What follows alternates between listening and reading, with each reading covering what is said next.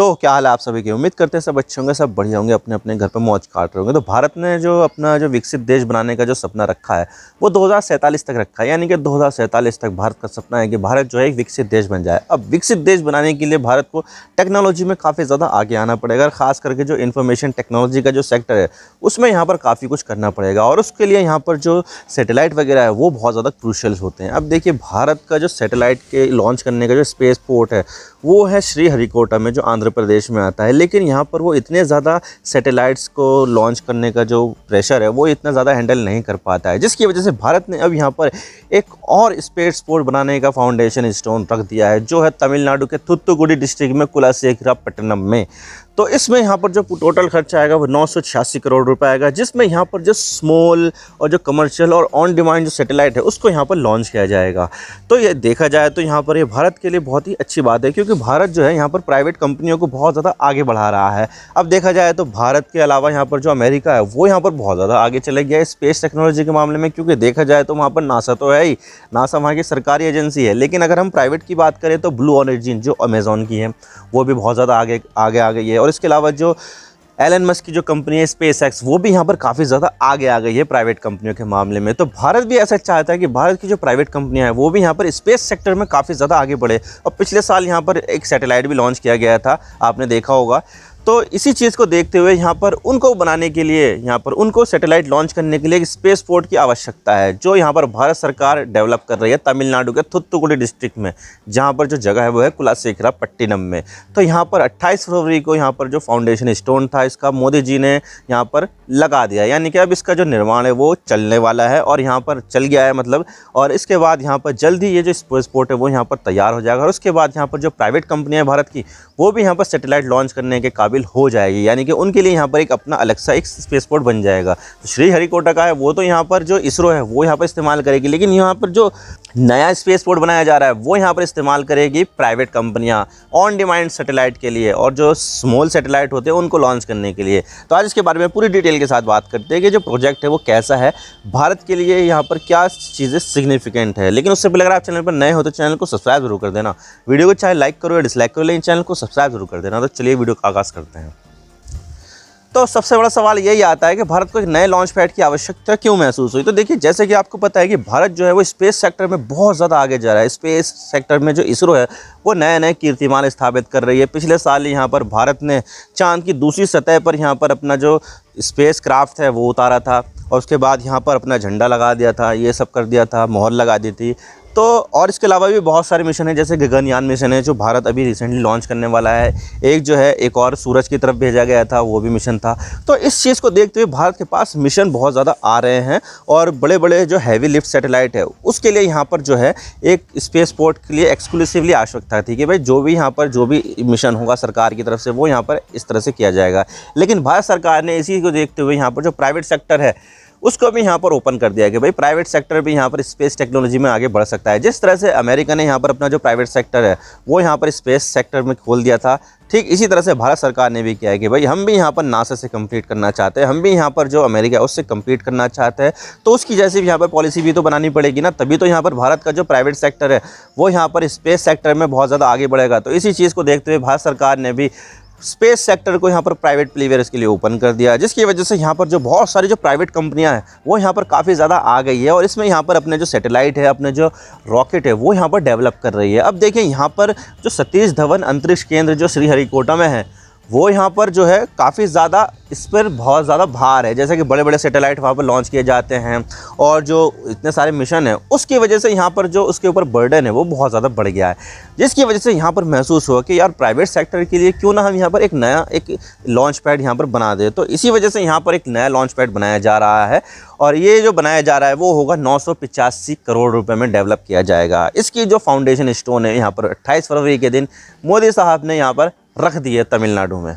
और यहाँ पर जो ये लॉन्च पैड जो इस्तेमाल किया जाएगा वो यहाँ पर छोटे रॉकेट के लिए इस्तेमाल किया जाएगा। यहाँ ऐसा नहीं होगा कि ये सतीश धवन अंतरिक्ष केंद्र की तरह बहुत ज़्यादा बड़ा होगा, बड़े बड़े रॉकेट को हैंडल करेगा, नहीं। ये जो लॉन्च पैड होगा वो छोटे रॉकेट के लिए यहाँ पर इस्तेमाल किया जा सकता है और ये छोटा होगा, उससे छोटा ही होगा। तो यहाँ पर जो कमर्शियल सैटेलाइट होते हैं, जैसे कि अभी आपको पता है कि सैटेलाइट इंटरनेट जो है इंडिया में आने वाला है, और उसको लेकर आने वाले हैं यहाँ पर एलन मस्क की स्टारलिंक कंपनी है, वो लेकर आने वाली है। और इसके अलावा जो बहुत सारी जो दूसरी कंपनियाँ हैं वो भी यहाँ पर अपने जो सैटेलाइट इंटरनेट है वो यहाँ पर लॉन्च करने वाली है। तो सैटेलाइट इंटरनेट लॉन्च करने के लिए जो सबसे ज़्यादा जो इंपॉर्टेंट चीज़ होती है वो होती है सैटेलाइट्स। तो यहाँ पर भारत जो है वो यहाँ पर इस तरह के जो कमर्शियल सैटेलाइट है उसको यहाँ पर डेवलप करना चाहते हैं कि भाई प्राइवेट कंपनी आए और अपना कमर्शियल सैटेलाइट जो है वो यहाँ पर लॉन्च करिए। जिस तरह से यहाँ पर जो स्टारलिंक जैसी कंपनी है बहुत ज़्यादा आगे बढ़ गई है यहाँ पर सैटेलाइट इंटरनेट के मामले में, तो यहाँ पर दूसरे प्लेयर भी आए और उसके लिए यहाँ पर लॉन्च पैड तैयार होना चाहिए। तो उसके लिए यहाँ पर जो लॉन्च पैड है वो यहाँ पर बनाया गया है, बनाया जा रहा है। जो यहाँ पर जो प्राइवेट कंपनियाँ होगी वो अपना रॉकेट लेकर आएंगी और यहाँ पर जो है अपना सैटेलाइट रख के उड़ा देगी और जो स्पेस होगा वहाँ पर जो है इंस्टॉल कर देगी। तो ये चीज़ें करेगी यहाँ पर। लेकिन सबसे बड़ा सवाल तो यही आता है कि जो लॉन्च पैड जो बनाया जा रहा है वो कुलाशेखरमपट्टिनम में ही क्यों बनाया जा रहा है, जो तमिलनाडु के थुत्तुकुडी जिले में है। तो इसके लिए एक टेक्निकल चीज़ है, क्योंकि देखा जाए तो अगर हम यहाँ पर आंध्र प्रदेश के श्रीहरिकोटा से यहाँ पर अगर स्पेस क्राफ्ट को लॉन्च करेंगे, रॉकेट को लॉन्च करेंगे, तो उसके लिए यहाँ पर थोड़ा सा टेढ़ा होकर जाना पड़ेगा। जैसे कि उसको पहली बात तो ये है कि लंबी दूरी तय करनी पड़ेगी, क्योंकि जो मेडिटेरेनियन लाइन है ना, जो भूमध्य रेखा है, वो यहाँ पर ज़्यादा दूर पड़ जाती है आंध्र प्रदेश से, जबकि जो तमिलनाडु का जो एरिया है वहाँ से जो भूमध्य रेखा है वो थोड़ी सी नज़दीक पड़ जाती है, जिसकी वजह से यहाँ पर जो फ्यूल है ज़्यादा लगता है। और उसके अलावा बीच में आ जाता है श्रीलंका, जिसकी वजह से रॉकेट को थोड़ा सा टेढ़ा होकर जाना पड़ता है और अपनी जो रेखा है वो थोड़ी सी इधर उधर करनी पड़ती है। तो यहाँ पर ये जो रूट होता है वो डायरेक्ट नहीं होता है, जिसकी वजह से यहाँ पर फ्यूल ज़्यादा लगता है, दूरी ज़्यादा लगती है और यहाँ पर फेलियर के चांसेस भी बहुत ज़्यादा लग जाते हैं, क्योंकि यहाँ पर अगर लंबा ज़्यादा रूट होगा तो उसके फेलियर के चांसेस भी ज़्यादा बढ़ जाते हैं। लेकिन अगर हम यहाँ पर तमिलनाडु का रास्ता चूज़ करेंगे तो सबसे पहली बात तो ये है कि रास्ते में यहाँ पर श्रीलंका नहीं पड़ेगा, यानी कि सीधा रास्ता डायरेक्ट होगा। और उसके अलावा भूमध्य रेखा की जो दूरी होगी वो भी यहाँ पर कम होगी, जिसकी वजह से यहाँ पर फ्यूल कम लगेगा और इसका जो ट्रैवल टाइम होगा वो भी यहाँ पर कम ही लगेगा। क्योंकि देखा जाए तो यहाँ पर रास्ता छोटा हो जाता है भूमध्य रेखा से, और यहाँ पर अगर हमें सैटेलाइट लॉन्च करना है तो फ्यूल भी यहाँ पर काफ़ी कम लगेगा, जिसकी वजह से यहाँ पर जो इसका जो खर्चा है वो कम होगा और जो रास्ता भी है वो भी यहाँ पर थोड़ा सा आसान हो जाएगा, डायरेक्ट रहेगा, थोड़ा सा टेढ़ा मेढ़ा करके नहीं जाना पड़ेगा। जिसकी वजह से यहाँ पर जो लोकेशन हो जाती है कुलाशेखरमपट्टिनम की वो बहुत बढ़िया हो जाती है, और ख़ास करके जो कमर्शियल सैटेलाइट है उनके लिए बहुत ज़्यादा बेहतरीन एक लोकेशन हो जाती है। और यहाँ से ये जो सैटेलाइट लॉन्च है वो यहाँ पर बेहतर तरीके से यहाँ पर अंजाम दिया जा सकता है। और अगर हम इसके अभी स्टेटस की बात करें तो स्टेटस के बारे में बताया गया है तमिलनाडु सरकार ने कि भाई 2000 एकड़ की जो ज़मीन है उसका यहाँ पर अधिग्रहण कर लिया है, यानी कि यहाँ पर अब जो सरकार है उसके पास 2000 एकड़ ज़मीन हो गई है जहाँ पर ये जो लॉन्च पैड है वो बनाया जा रहा है। तो इसके बारे में ये भी बताया जा रहा है कि इसको 2 साल के अंदर पूरी तरह से कंप्लीट कर दिया जाएगा, और इसके बाद जब यहाँ पर ये कंप्लीट हो जाएगा तो उसके बाद यहाँ पर 1 साल में 20 से लेकर 30 लॉन्च यहाँ पर हमें आसानी से देखने को मिलेंगे। यानी कि यहाँ पर अगर देखा जाए तो 1 महीने में 2 से ज़्यादा लॉन्चेज होगी, जो काफ़ी ज़्यादा अच्छी बात है। 2 से ज़्यादा यहाँ पर लॉन्चेज हो जाएंगे और इसके अलावा जो श्रीहरिकोटा का जो स्पेस पोर्ट है वहाँ पर भी लॉन्चेस होंगे। तो जो लॉन्चेस की जो रफ्तार है वो यहाँ पर बहुत ज़्यादा तेज़ी के साथ बढ़ जाएगी, जिससे क्या होगा, भारत का जो स्पेस सेक्टर है वो और ज़्यादा तेज़ी के साथ आगे बढ़ेगा। और इस तरह से यहाँ पर जो भारत है वो स्पेस सेक्टर में बहुत ज़्यादा आगे बढ़ने की कोशिश कर रहा है। आप देख सकते हैं कि जो अमेरिका है वो कितना ज़्यादा आगे बढ़ गया है कि वह उसकी जो स्टारलिंक कंपनी है उसने यहाँ पर हज़ारों की संख्या में सैटेलाइट जो है छोड़ दिए हैं, जिसकी वजह से यहाँ पर वो पूरी दुनिया में इंटरनेट की जो सर्विसेज सैटेलाइट बेस्ड वो यहाँ पर प्रोवाइड कर रहा है। ख़ास करके अगर देखा जाए तो यूक्रेन में इंटरनेट कटा हुआ है, जिसकी वजह से वहाँ पर इंटरनेट है ही नहीं। तो यहाँ पर ऐसे समय में जो स्टारलिंक की तरफ से जो राउटर है वगैरह जो है और जो सैटेलाइट इंटरनेट है वो यहाँ पर इनकी लाइफलाइन बने हुए हैं यूक्रेन के लोगों की। और इसके अलावा जो गाज़ा और इजराइल के बीच में जो हमला हुआ है तो गाज़ा का जो इंटरनेट है वो पूरी तरह से कटा हुआ है, जिसकी वजह से वहाँ पर वो इंटरनेट से कनेक्ट नहीं हो पा रहा है। लेकिन यहाँ पर तभी जो स्टारलिंक है वो यहाँ पर इंटरनेट की सर्विसेज प्रोवाइड कर रहा है, यानी कि यहाँ पर इसके लिए तार की कोई ज़रूरत नहीं है, गड्ढे खोदने की कोई ज़रूरत नहीं है, टावर लगाने की कोई ज़रूरत नहीं है। बस एक सैटेलाइट लॉन्च कर दो और उसके बाद यहाँ पर जो है चीज़ें आसानी से हो जाएगी। लेकिन यहाँ पर जो सैटेलाइट लॉन्च करना है वो भी यहाँ पर ऐसा नहीं है कि बहुत ज़्यादा सस्ता पड़ता है, बल्कि ये भी बहुत ज़्यादा महंगा पड़ता है। लेकिन हाँ, ये बात तो है कि इसमें 1 टाइम की जो इन्वेस्टमेंट है वो लगती है और इसमें जो बनाने में जो कॉस्ट है वो भी ज़्यादा लगती है। लेकिन इसके बाद अगर हम एक बार इसको छोड़ देंगे तो काफ़ी ज़्यादा लंबे समय तक यहाँ पर वो साथ दे सकता है।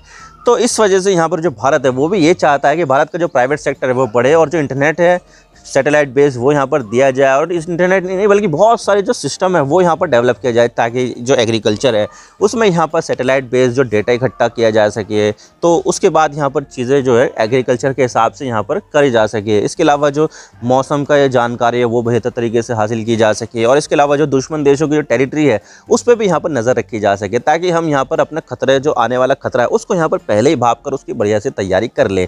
तो जो स्पेस सेक्टर है वो यहाँ पर आगे ज़्यादा बढ़ने वाला है, खास करके जब जो प्राइवेट कंपनियां जब आएंगी तो भारत का जो स्पेस सेक्टर है वो और ज़्यादा तेज़ी के साथ आगे बढ़ेगा। तो भारत का जो स्पेस सेक्टर है वो यहाँ पर जो है सुनहरे भविष्य की जो चीज़ें हैं वो यहाँ पर कर रहा है। आई होप आपको सारी बातें समझ में आ गई होगी किस तरह से भारत का जो स्पेस सेक्टर है वो यहाँ पर आगे बढ़ रहा है। तो मैं तो बस इतना ही कहना चाहता हूँ, अगर वीडियो पसंद आए तो लाइक ज़रूर कर देना, अगर चैनल पर नए हो तो चैनल को सब्सक्राइब जरूर कर देना। आपकी एक सब्सक्रिप्शन से हमें आगे कंटेंट बनाने की मोटिवेशन मिलती है। Thank you for watching, I really appreciate you precious time, God bless you all, now signing off.